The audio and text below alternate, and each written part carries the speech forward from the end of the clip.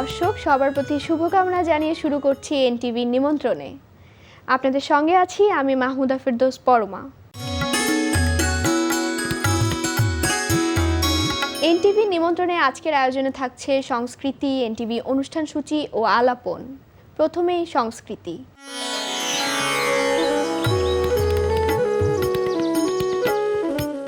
লালমাটিয়ার ভূমি আর্ট গ্যালারিতে অনুষ্ঠিত হচ্ছে 10 জন শিল্পীর দলীয় প্রদর্শনী কনফ্লুয়েন্স।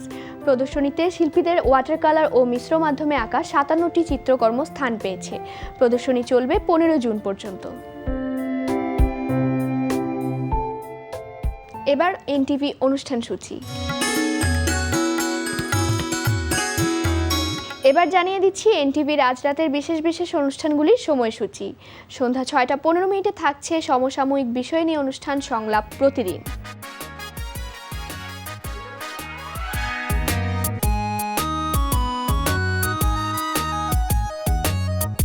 রাত 11টা 30 মিনিটে সরাসরি সম্প্রচার হবে টক শো এই সময়।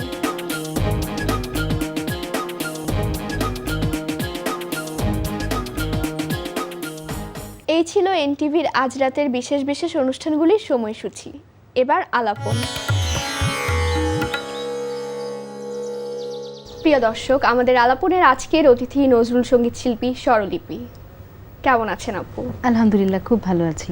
আজকে তো নজরুল জয়ন্তী, তো নজরুল জয়ন্তী উপলক্ষে আপনার মনের অনুভূতিটা কেমন? আসলে ভীষণ আনন্দ বোধ করছি এবং সেই সাথে কৃতজ্ঞতা বোধ করছি, কারণ আমাদের জাতীয় কবি কাজী নজরুল ইসলাম যদি না জন্মাতেন তাহলে আমাদের বাংলা গানের ভান্ডার এত সমৃদ্ধ হতো না। কারণ কাজী নজরুল ইসলামের গানে আপনি সব ধরনের গান পাবেন।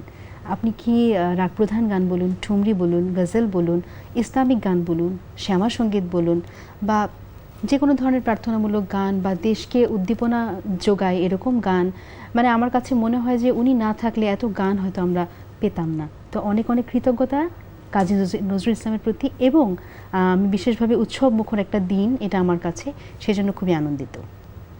আচ্ছা, নজরুল সঙ্গীতে আপনার সখ্যতাটা কিভাবে শুরু হলো? আমার একটি সঙ্গীত পরিবারে জন্ম হয়েছে। বাবা উস্তাদ করিম শাহাবুদ্দিন, বাবা একজন উচ্চাঙ্গ এবং নজরুল সঙ্গীত শিল্পী। তো আমি ছোটবেলা থেকেই দেখতাম যে বিভিন্ন অঞ্চল থেকে, দূর দূরান্ত থেকে বাবার কাছে গান শিখতে আসতো অনেকে, এবং প্রথমে যেটা পরিবারের সাপোর্টটা ছিল, এবং আব্বা যেহেতু উচ্চাঙ্গ সঙ্গীত শিল্পী এবং সেই সাথে নজরুল সঙ্গীত শিল্পী। আর একটা কথা বলে রাখা ভালো যে উচ্চাঙ্গ সঙ্গীত এবং নজরুল সঙ্গীত দুটো কিন্তু আসলে একে অপরের পরিপূরক। কারণ আপনি উচ্চাঙ্গ সঙ্গীত না পারলে কিন্তু নজরুল সঙ্গীত পারবেন না। ভীষণ একটা কঠিন সাবজেক্ট নজরুল সঙ্গীত। মানে আমার কাছে মনে হয় যে যদি কেউ নজরুল সঙ্গীতে শুধু চর্চা করে তাহলে তার দ্বারা যে কোনো ধরনের গান করা সম্ভব। মানে আপনি বোঝাতে চাচ্ছেন নজরুল সঙ্গীত যদি পারে সে সব গানই সে আসলে হ্যাঁ পারবে। আচ্ছা, তো আপনার পরিবারের সবাই নজরুল সঙ্গীতের সাথে বা গানের সাথে আগে থেকেই যুক্ত ছিল, আপনি বলছেন পরিবারের সাপোর্টটাও ছিল? হ্যাঁ, এই যে বললাম সঙ্গীত পরিবারে আমার জন্ম হয়েছে। তো আর আমার মনে হয় যে আমি যখন মায়ের গর্ভে ছিলাম তখন থেকেই বোধহয় গান শুনতে শুনতে আমি মায়ের গর্ভে বড় হয়েছি। তারপরে যখন ভূমিষ্ঠ হলাম তখন তো আমি শুনছি এই গান। কারণ আমার আব্বা যেটা করেন যে প্রত্যেক দিন ভোরবেলা উঠে উনি নিজে রেয়াজ করতেন এবং তারপরে একটা ক্যাসেট বাজাতেন, যে কোনো এক ধরনের গান আমাদেরকে শোনাতেন। সেটা উচ্চাঙ্গ সঙ্গীত হতে পারে বা নজরুল সঙ্গীত হতে পারে বা আধুনিক কোনো গান হতে পারে। তো একটা অ্যালবাম এরকম 1 ঘন্টা চলতো ক্যাসেটে, তখন তো ক্যাসেটের যুগ ছিল। এরপরে আবার এই যে স্টুডেন্টসরা গান শিখতে আসছে সেই সময় গান শুনতাম। আবার রাত্রেবেলা আব্বা ঠিক ঘুমোতে যাওয়ার আগে 1 ঘন্টা রেয়াজ করতেন। তো এই যে গান শুনতে শুনতে বেড়ে ওঠা, এবং তখন থেকে আমার কাছে মনে হলো যে নজরুল সঙ্গীতটা আমাকে কেন যেন বেশি আকৃষ্ট করে। আমাকে গান শেখার শুরুটা কি আপনার বাবার কাছ থেকে? বাবার কাছ থেকেই হয়েছে। আচ্ছা, তার মানে বাবাই আপনার শিক্ষক? হ্যাঁ, বাবাই আমার মূল শিক্ষক একদম এখন পর্যন্ত। এখনও কোথাও কোনো জায়গায় আটকে গেলে, আমি নিজে যদিও শিক্ষকতার সাথে আছি, মানে গানের শিক্ষকতার সাথে, কোথাও আটকে গেলে আব্বাকে ফোন করি যে আব্বা এই জায়গাটা তো পারছি না, একটু বলে দাও। তো মানে দেখা যায় যে ওভার দ্য ফোনই আমাকে শিখিয়ে দিচ্ছেন। এটা আসলে আমার জন্য একটা বিরাট সৌভাগ্য যে এমন একজন মানুষ আমার বাবা, যাকে অনেকে অনেক দূর দূরান্ত থেকে এসেও পাচ্ছে না, কিন্তু আমি একদম অ্যাভেলেবল তাকে পাচ্ছি। এরপরে কি কোনো ওস্তাদের কাছে গান শেখা হয়েছে কিনা হাতে? হ্যাঁ, এর পরবর্তীতে আমি 2012 সালে সারেগামাপাতে গিয়েছিলাম, জি বাংলা সারেগামাপাতে। সেখানে আমাদের অনেকগুলো গ্রুমার ছিলেন। পার্থসারথী দেশিকান ছিলেন, সৌম্যজিৎ সুরেন্দ্র মল্লিক ছিলেন, অমৃতা দিদি ছিলেন। তাছাড়া আমার আব্বার ওস্তাদ মুশকুর আলী খান সাহেব, উনি এখানে এসে বেঙ্গল ফাউন্ডেশনের ব্যানারে উনি গান শেখাতেন। প্রায় 1 বছর ছিলেন উনি ঢাকাতে। সে সময় আমি আব্বার সাথে গিয়ে শিখতাম। তো উনিও আমার উস্তাদ। এবং এছাড়া দেখা যায় যে সারা বছরই আমাদের বাড়িতে বিভিন্ন মানে ইন্ডিয়ান যারা শিল্পী আছেন তারা প্রত্যেকেই আমাদের বাড়িতে আসতেন, এসে থাকতেন, প্রোগ্রাম করতেন। তো তাদের কাছ থেকে কিছু কিছু লেসন আমি যেই আসতো আমাকে শেখাতো। তো ওভাবে করে বলা যায় যে আমার অনেক গুরু, তবে মূল গুরু আমার আব্বা। সারেগামাপা সম্পর্কে একটু জানতে চাই, আপনার অনুভূতিটা কেমন ছিল, যাত্রাটা কেমন ছিল? আসলে ওই কথাগুলি মনে করলে এখনও আমার মানে ভীষণ আনন্দও লাগে এবং মনে হয় যে ভীষণ সুন্দর সুন্দর দিন ছিল আমাদের সেই দিনগুলো। তো বেসিক্যালি আমার ইচ্ছা ছিল যে আমি যেটা মানে ওয়ার্ল্ড ওয়াইড যেটা হয় জি টিভি সারেগামাপাতে সেখানে যাব। তো সেখানে আমি প্রথম রাউন্ডে টিকেছিলাম। তো পরবর্তীতে যখন জি বাংলা আসলো তখন আমাকে ওইটা আমি অলরেডি টিকা ছিলাম বলে, সিলেক্টেড ছিলাম বলে আমাকে ওরা কল দিয়েছিল যে আপনি আসতে পারেন, একটা অডিশন হবে। যখন আমি গিয়ে জানলাম যে এটা জি বাংলা, তখন আমি বললাম যে না, আমি পার্টিসিপেট করবো না। আমার মাকে বললাম, তো মা বললো এসছো যখন তখন দিয়ে দাও অডিশন। এই অডিশন দিতে দিতে দিতে শেষ পর্যন্ত একদম ওখানে গিয়ে আমি অনেক দূর ছিলাম এবং অনেকবার বেস্ট পারফর্মার হয়েছি। তো এত গুণী গুণী মানুষজন আমাদের জাজেস ছিলেন, কুমার শানু, অলকা ইয়াগনিক, জয় সরকার, এমনকি আশা ভোসলে উনি এসছেন আমাদের এখানে। তো আমার কাছে মনে হয় যে ওনাদের যে অ্যাডভাইস সেটা আমার জীবনের জন্য খুবই গুরুত্বপূর্ণ ছিল। এবং ওখানে গিয়ে আমি বুঝতে পেরেছি যে গানের এক মডুলেশন কিভাবে করে, গানটা কিভাবে স্টেজে পারফর্ম করে এবং কোথায় কোন এক্সপ্রেশনটা কিভাবে ডেলিভারি করতে হয়। মানে এই জিনিসগুলো না জানলে আমার কাছে মনে হয় যে আমি হয়তো বা মানে এখানে আসতে পারতাম না। এখন যে যতদূর আসছি আর কি, সেটা হয়তো ওখান থেকে শুরু হয়েছে। ঈদুল আজহাকে নিয়ে আপনার নেক্সট পরিকল্পনা কি? ঈদুল আজহাকে ঘিরে অনেকগুলো কাজ আমার আসছে আসলে। কিছু গান অলরেডি রিলিজ হয়েছে এবং কিছু গান রিলিজের অপেক্ষায় আছে। একটা প্লেব্যাক করেছি আমি, আমার অর্ধাঙ্গ যিনি উনিও কিন্তু আসলে গানের মানুষ, এসআই শহীদ। উনি গীতিকার, সুরকার এবং এই প্রথম উনি আমার সাথে দ্বৈত কণ্ঠে গানটি গেয়েছেনও। টচ নচ সিনেমায় গানটি খুব মানে ভালো রেসপন্স পাচ্ছে এই গানটি নিয়ে। তাছাড়া কিছুদিন আগেই লাকি আখন স্যারের সুরে এবং গোলাম মুর্শেদ ভাইয়ের কথায় অসম্ভব সুন্দর একটা গান আমার রিলিজ হয়েছে, সেটা নিয়েও খুব আমি রেসপন্স পাচ্ছি। তুমি আসবে বলে একটা গান হাবিব মোস্তফা ভাইয়ের কথা এবং সুরে আমার সাথে দ্বৈত কণ্ঠে গেয়েছেন শরীফ। তাছাড়া ঈদে মুক্তি পাবে আরও কিছু গান আছে সুমন কল্যাণদার সঙ্গীত আয়োজনে, নিজাম ভাইয়ের কথা এবং সুরে, ওনার সাথেই দ্বৈত কণ্ঠে একটা গান কে তুমি বলো না। তাছাড়া দেলোয়ার আরজুদা সৌরভ ভাইয়ের কথা এবং অভি আকাশ ভাইয়ের সুরে জিন্না খান ভাইয়ের সাথে আরেকটা ডুয়েট গান আছে আমার, কি করেছো তুমি আমায়। এই গানটাও ঈদের রিলিজ পাচ্ছে। সোশ্যাল মিডিয়াতে কেমন সাড়া পাচ্ছেন?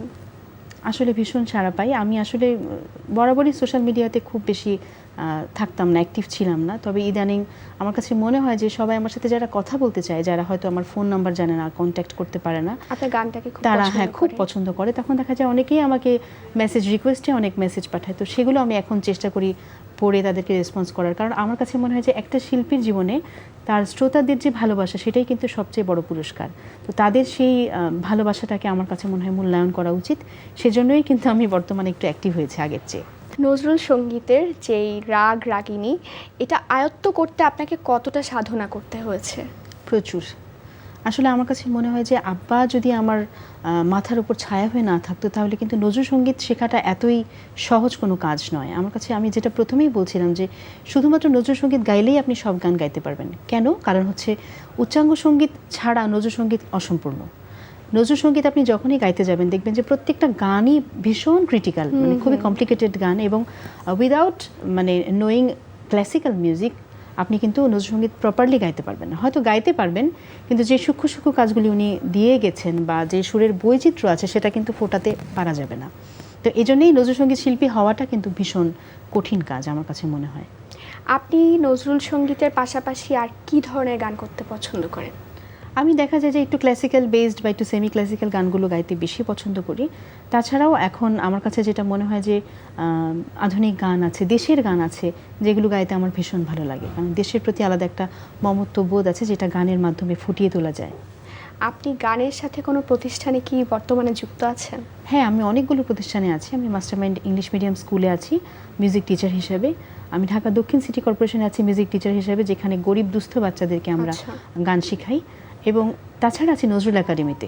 নজরুল একাডেমিতে যেটা হয় যে এখানে ছাত্রছাত্রীদের বয়সের কোনো লিমিটেশন নেই, মানে আপনি 6 থেকে একদম 60 বছর পর্যন্ত যে কোনো বয়সেই যে কেউ গান শিখতে আসতে পারে। এবং আমাদের হয়ও, আমার ক্লাসে এরকম হয় যে 6 বছরের একটা বাচ্চাও আছে, একদম 60 ঊর্ধ্ব একটা মানুষও আছে আমার স্টুডেন্ট। তো এই যে এই ব্যাপারটাও আমি এনজয় করি যে বিভিন্ন এজের মানুষের চিন্তাভাবনা কেমন, তাদের মানে ক্যাচিং পাওয়ারটা কেমন, সেটাও আমি যখন গান শেখাতে যাই বুঝতে পারি। আচ্ছা, বর্তমান সময়ে আমরা দেখছি যে পুরনো দিনের গান বা নজরুল সঙ্গীত হোক, রবীন্দ্রসঙ্গীত হোক, সেই গানগুলোকে নতুন করে রিমেক করা হচ্ছে বা মডিফাই করে নতুন প্রজন্ম এটাকে চর্চা করছে। এই বিষয়টা আপনি কিভাবে দেখেন? আমি আসলে খুব মানে সানন্দে এটা গ্রহণ করেছি এবং আমার কাছে মনে হয় যে এটা খুবই ভালো একটা পদক্ষেপ। আর নজরুল সঙ্গীত বলুন, আপনি রবীন্দ্রসঙ্গীত বলুন, এই গানগুলো কিন্তু চির নতুন, চির সবুজ এবং চির আধুনিক গান। তো এই গানগুলো কখনো হারিয়ে যাওয়ার মতো না। তার জন্য আমি যদি ফিউশন করে হলেও নতুন জেনারেশনকে গানগুলো শোনানোর চেষ্টা করি, তো অবশ্যই আমাকে সাধুবাদ জানাতে হবে এবং এই গানগুলো কিন্তু এভাবেই যুগের পর যুগ বেঁচে থাকবে। আমাদের দেশীয় সংস্কৃতি, আমাদের অতীতের যেই গানগুলো ছিল, এগুলো আমরা কিভাবে নতুন প্রজন্মের কাছে আরও বিস্তৃত করতে পারি? আমার কাছে মনে হয় যে শিখতে হবে। আসলে সঙ্গীত একটা বিশাল বড় সাবজেক্ট। আগ্রহটা কিভাবে তৈরি করতে পারি? আগ্রহটা নতুন তৈরি করতে প্রজন্মের হবে কাছে? এভাবেই যে আমি একটা গানকে যখন নতুন আঙ্গিকে যখন আমি সৃষ্টি করছি এবং সেটা শ্রোতাদের মাঝে পৌঁছে দিচ্ছি, তখন শ্রোতারা কিন্তু তখন ভাববে যে ও এত সুন্দর একটা গান আমি আগে তো শুনিনি। এই যে দাঁড়ালে দুয়ারে মোর নতুন করে কোক স্টুডিও করেছে এবং তারপরে কিন্তু এতটা জনপ্রিয়তা পেয়েছে, কিন্তু আমাদের কাছে কিন্তু এই গানগুলো অনেক আগে থেকেই জানা গান, শোনা গান। এত ম্যাস পিপলের কাছে কিন্তু পৌঁছানো আমাদের পক্ষে সম্ভব ছিল না যদি না এই গানগুলো ফিউশন করা হতো। তো আমার কাছে মনে হয় যে আরও বেশি আগ্রহ সৃষ্টি করার জন্য প্রচার আরও বেশি দরকার এবং সরকারি পদক্ষেপও দরকার। যেমন কাজী নজরুল ইসলামের জয়ন্তী উপলক্ষে অনেকগুলো প্রোগ্রাম করা উচিত, শুধু একটা ত্রিশালে নয়, বরং আমার কাছে মনে হয় ঢাকাতে বিভিন্ন জায়গায় পুরো বাংলাদেশ প্রত্যেকটা চ্যানেলে আলাদা করে একটা স্লট রাখা উচিত কাজী নজরুল ইসলামকে নিয়ে। কারণ কাজী নজরুল ইসলাম আমাদের জাতীয় কবি, তাকে সেই সম্মানটুকু, সেই মর্যাদাটুকু আসলে সবারই দেওয়া উচিত। ধন্যবাদ আপনাকে আমাদের অনুষ্ঠানে আসার জন্য। দর্শকের উদ্দেশ্যে যদি কিছু বলতেন। আপনাকে ধন্যবাদ এবং এনটিভির নিমন্ত্রণে আমাকে আমন্ত্রণ জানানোর জন্য এনটিভিকে ধন্যবাদ। আর দর্শকের উদ্দেশ্যে সবসময় যেটা আমি বলি, প্রত্যেকবারেই বলি, আজকেও বলবো সেই কথা যে আমাদের বাংলা গানের ভান্ডার কিন্তু অনেক সমৃদ্ধ। তো শুদ্ধ বাংলা গানের সাথে আপনারা থাকবেন এবং শুদ্ধ বাংলা গানের জয় হোক, সেটাই সবসময় চাই।